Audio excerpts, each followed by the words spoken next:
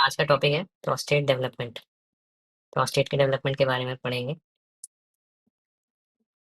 सबसे पहले बात करें तो प्रोस्टेट का डेवलपमेंट जो होता है, यूजुअली जो फीटल टेस्टोस्टेरोन होता है वो बहुत ही इंपॉर्टेंट होता है।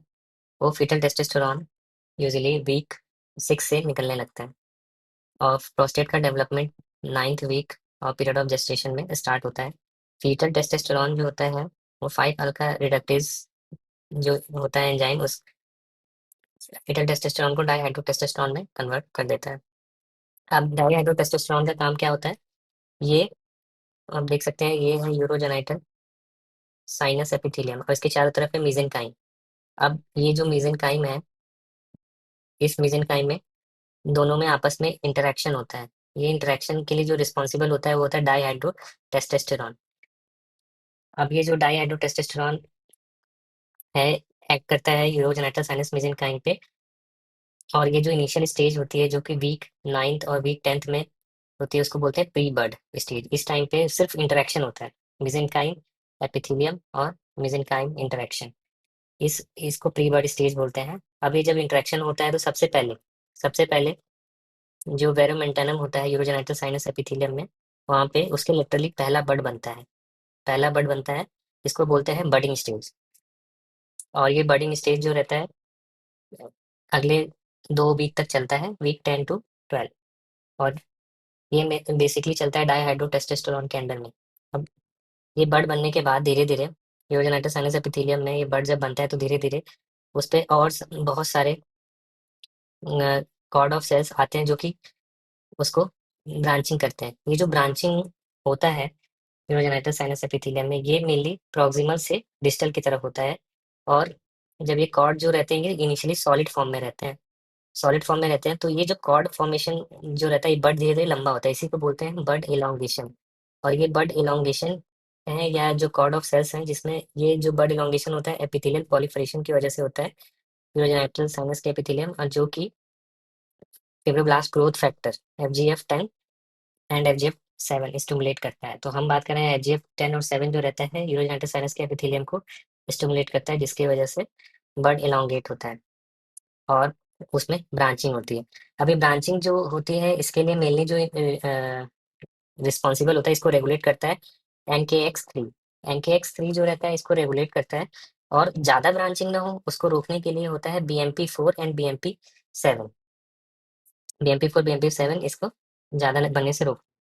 अब एक फैक्टर होता है हॉक्स। हॉक्स फैक्टर क्या करता है, हॉक्स फैक्टर ये ब्रांचिंग को प्रमोट करता है कि ब्रांचिंग ज़्यादा होगी तो कितना होना है ब्रांचिंग और कितना बडिंग होगा, ये हॉक्स फैक्टर प्रमोट करता है। जबकि NKX इसको रेगुलेट करता है।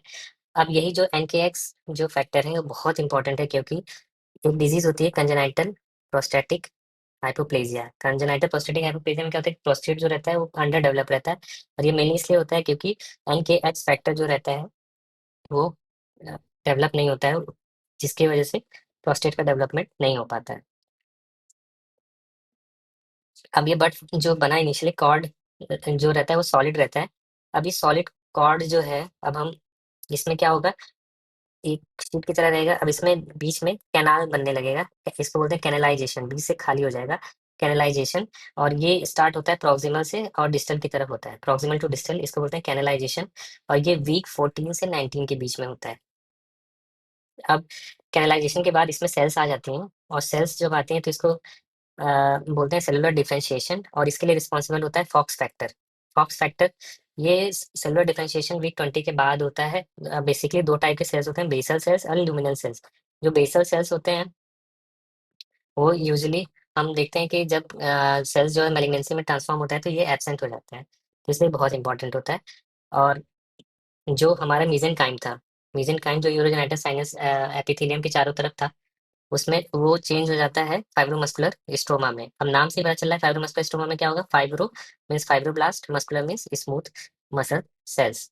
अब फाइनली सेल बन गए, बेसल सेल बन गया, ल्यूमिनल सेल बन गया। और ये वीक 20 के बाद फीटस की डिलीवरी हो जाएगी। फीटस, अब ये चीज़ जो है अब डेवलपमेंट होता रहेगा धीरे धीरे, और ये कंटिन्यू करेगा टिल द प्यूबर्टी। और वहां तक प्यूबर्टी में क्या होगा, ये जो सेल्स होंगे वो सिक्रेटरी बन जाएंगे। सिक्रेटरी बन जाती हैं तो इसी को बोलते हैं सिक्रेटरी साइटो डिफरेंशिएशन।